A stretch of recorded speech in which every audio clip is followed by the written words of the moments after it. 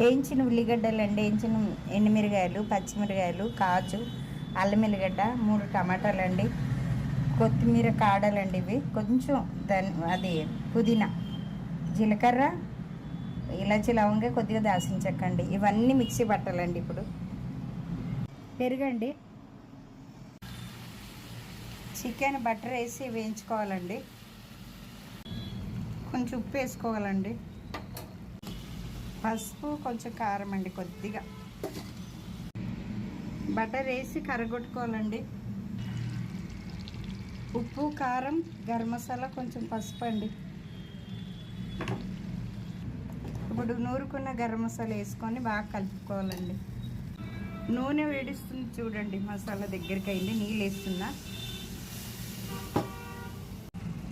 వేయించిన చికెన్ వేసుకోవాలండి, కొంచెం కస్తూరి మెంతి వేయాలండి.